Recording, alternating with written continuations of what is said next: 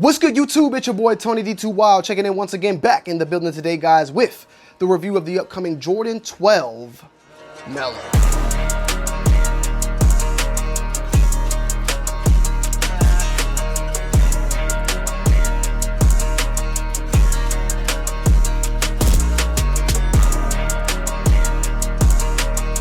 The Jordan 12 Melo is now set to be releasing on May 17th. However, there's been a recent rumor that the Jordan 3 South Korea, or Seoul 2.0, is set to release on May 17th as well. Originally stated to be a May 15th release, now stating as a May 17th release, and then these also being a May 17th release. There is potential that maybe one of these shoes, if not this one, gets pushed back, or they just drop two Jordans back to back on the same day. That is maybe also for the fact that the Seoul 2.0 may be a more limited release, while this one is a little bit more of a global one. The retail on these are $200, and of course, this is a sneaker that, for the most part, is a PE of Carmelo Anthony with his time with the Denver Nuggets. When it comes to Melo and it comes to his PEs, specifically for Jordan, I would say he's one of the best out there. Now, I would still probably give Ray Allen the edge for his PEs, but Melo has definitely came out with some very, very dope PEs, along with Chris Paul as well. These particularly, but also one of my favorites is the Melo 2, or the Jordan 2 Melo for the most part, which I'm still waiting on those to come back very, very soon. Now, these actually released back in 2004. Did not know that till recently, but I did know that they did release a GS version of this shoe back in 2016. And I know that because Nikki owns a pair. Matter of fact, let me just go and grab her pair. Bam! Now, a lot of people were upset when these dropped because a lot of men out there like myself actually wanted this pair. And this pair, believe it or not, is closer to the actual pair that Melo wore as a PE back in the day. Because when the pair he wore did feature those gold accents, where the 2025 pair features the silver ones. Another difference of the P, I think Melo had his name featured right here on the back panel as well, which of course is not there, but it did drop later on, as stated before, 2004, and then we finally see it as a release now, back 21 years later. That's crazy, that's wild. As far as the quality goes and build quality, for the most part, they feel very, very good. Let me see. I got my Jordan 12 flu games right here from 2025 for the most part.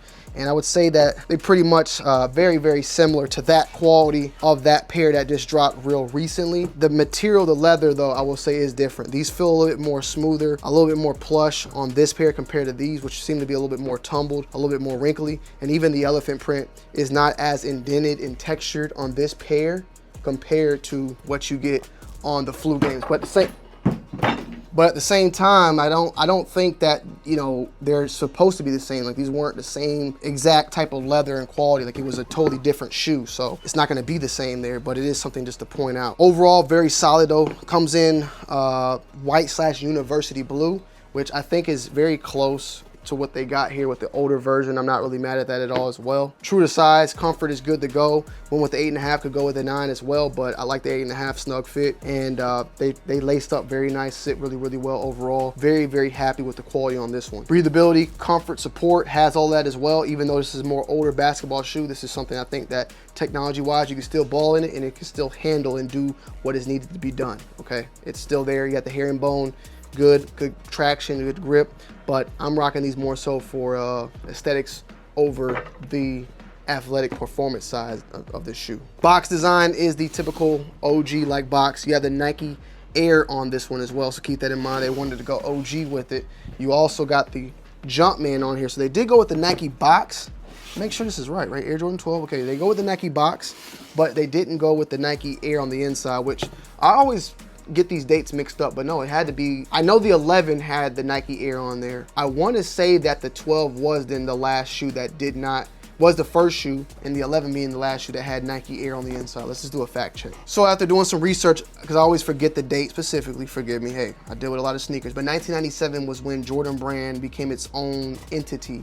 And that was, I believe, the time of the Jordan, the year the Jordan 13 would have released. The reason why I'm just even going into this is because the Nike on the box. I'm wondering if this should have the Nike on the inside. With that said, though, when Melo would have wore these, though, I can understand it having the Jumpman in there, because at that time in 2004, it would have had the Jumpman because Jordan Brand was his own entity. So I'm just kind of, yeah, all over the place. But typical old school type of, you know, Nike Jordan box that you have on here, no accessories or nothing like that. Fit wise, this is a great shoe for the summer and full, you know, full summer vibes and all that. The white and baby blue, panties dropping non-stop, and on that, you could pretty much do what you gotta do. This pretty much can go with anything still at the end of the day. I mean, it is a little bit of baby blue, but the white definitely pops more. I mean, I wouldn't go too crazy with any odd color, but this shoe is definitely a summer vibe, and I think it's gonna go well. So currently right now in the market, these are retailing for $200, and these are slightly like sitting right at and below retail. So that lets me know that this is still have somewhat of a demand. The last sale on it was $245, lowest ax $217. That's still above retail. I think that these will, for the most part, especially bigger sizes, will probably sell out. The smaller sizes in your 8s, 8.5s, and 9s may stick around for a little bit, but it still seems like this shoe has a little bit of demand, and that little bit of demand can help make this shoe actually push and grow. So definitely stay on top of it at the end of the day and just stick with it. But I don't know what the overall, how these will end up doing. But I think that these will perform overall fairly well for the fact that this is a classic sneaker, and this is the first time this shoe has came back in over 20 years. If you're a fan of Melo, this is your time. I think these will do well, and this is for someone willing to buy and want to rock, not someone that's trying to flip. If you want to flip, I don't know what to tell you. That's not my cup of tea. Overall though, I think it's a solid shoe. At a 1 out of 10, man, I'm gonna give this one probably like a solid 8.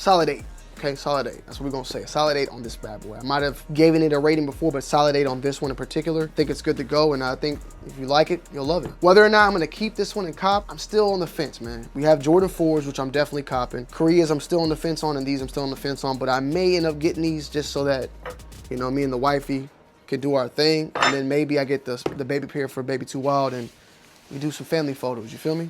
It is what it is. I love y'all, I appreciate y'all, and I'm gonna end you guys and girls off with an on-foot review. Peace.